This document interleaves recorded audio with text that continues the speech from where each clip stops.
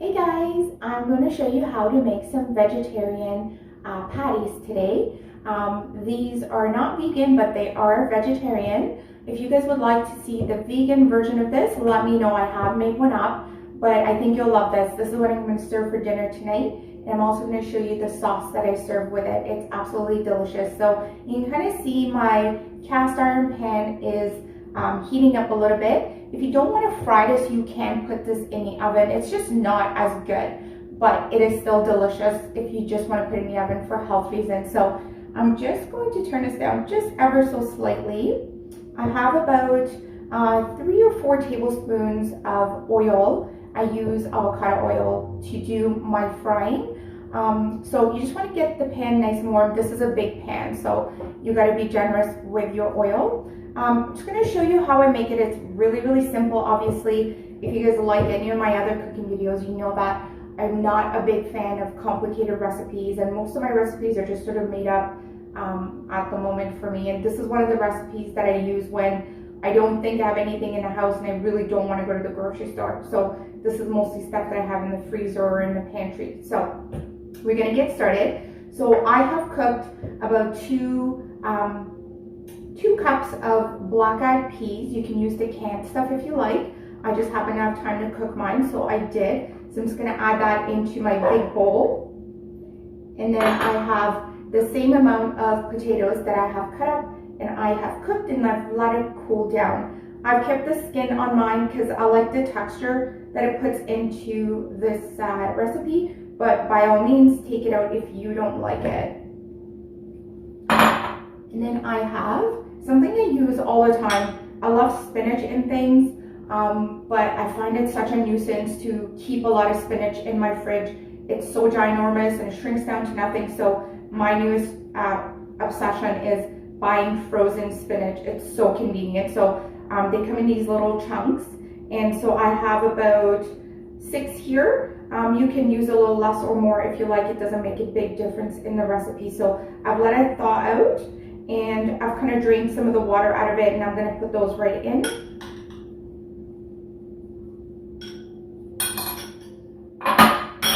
And then I have 2 eggs. That's going to bind everything together.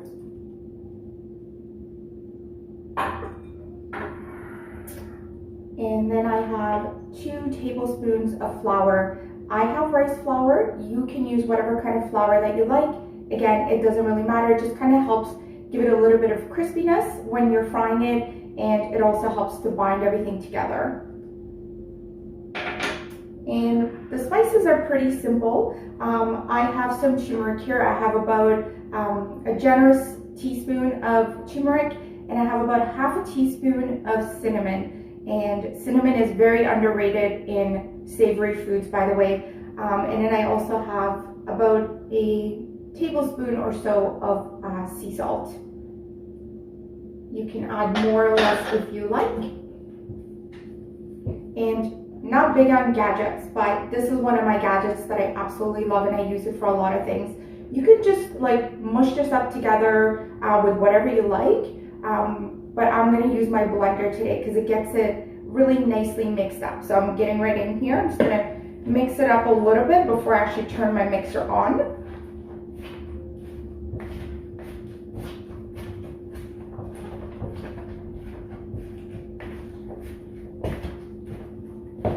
This recipe is very nice to actually serve to guests as well. If you make them in small little bite-sized pieces, you get really nice hors d'oeuvres out of these, especially if you serve them with a couple of different sauces, which I'll be teaching you guys how to make a lot of different sauces. So here we go. And I'm just kind of pulsing through it.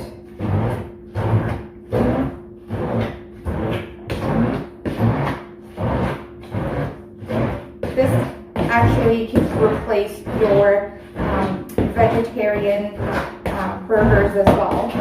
Serving this with on a nice bun with some mayo and some lovely sauces is so yummy. I'm going to serve it tonight with some rice and some different sauces, so it doesn't matter how you use this recipe. And also you can make it ahead of time, fry it up. And I'm gonna keep mine on my baking sheet, and then I'm gonna put it in the oven for about 20 minutes before I serve it at dinner. That way it gives it the illusion that you just finished frying it up. It's really nice.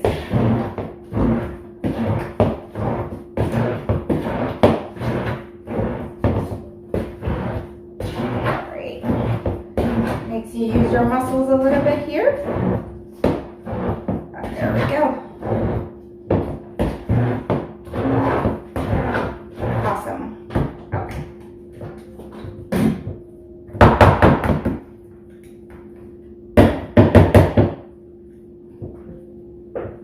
This guy away. This guy out of the way. Okay, so my pan is nice and sizzly.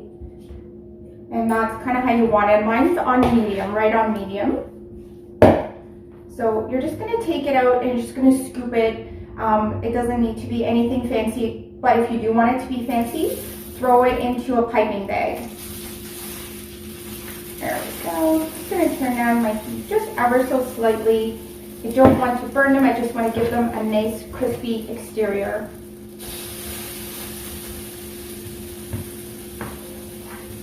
I love these simple meals that are really easy with ingredients, but they are actually very, very yummy.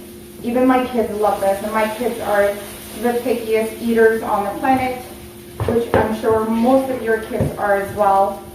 It is really hard to please them. So I have a few going on in here. I'm just gonna set this aside, clean up my mess. Alright, just gonna wait for these to fry up on one side. I like cooking in cast iron. It gives everything a really nice flavor. They are hard to keep clean, so I'm not in charge of cleaning them. My husband is nice enough to do it for me because I'll opt to use something else so that I don't have the chore to clean this, but it's actually quite worth it. Everything does taste much better in this. Even baking things taste really nice in cast iron. So I'm just gonna let this go for a couple of seconds. I can just fast forward you to when I'm going to flip it over, okay?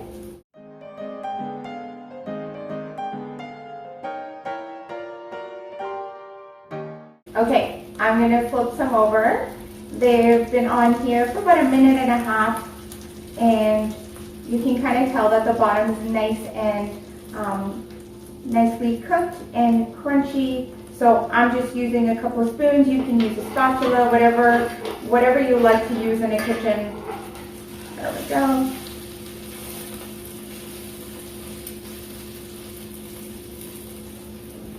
And if you flip one over and you want it to be a little bit more crunchy on the underneath, then by all means let it go for a few more seconds.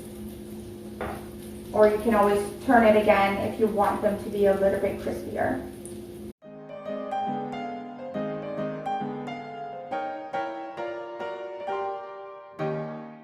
Okay, so they're nicely flipped over. I'm happy with the color, the exterior of mine. So now I'm just gonna let it go for another couple of minutes. So I'll just fast forward you guys and I'll show you what the other side looks like, and then we'll go from there, okay?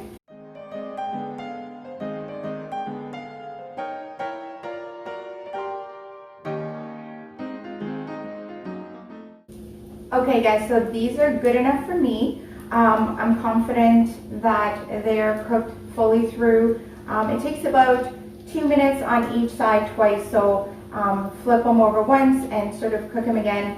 But I'm not too worried because mine are also going to be in the oven, which is the way I like to serve them, because it actually just cooks everything through really nicely and keeps it nice and crunchy for when you are serving it. So I'm going to transfer these over to my baking sheet.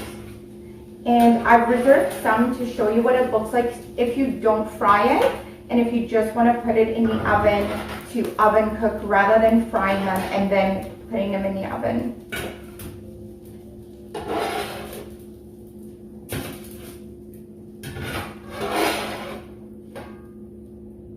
Okay, so there's the fried ones. and then I'm going to put some of the other mixture in to be baked on a separate cooking sheet because the baking time is going to be different. So I will fast forward and I will show you guys what they both look like. But the ones that I'm going to be putting in the oven, I use the same technique. Just, you know, use whatever size spoon you're using, scoop it up into the cookie sheet. For the uncooked ones, put them in for about half an hour in about 400 degrees. So, but keep an eye on it because everybody's oven is different. But basically what you want is for it to be cooked right through so that the eggs are cooked obviously right through. So I will show you guys what this looks like later, and I'm going to show you how I'm going to serve it tonight. But in a couple of seconds, I'm going to show you how to make the sauce that I serve with it. Okay, so stay tuned.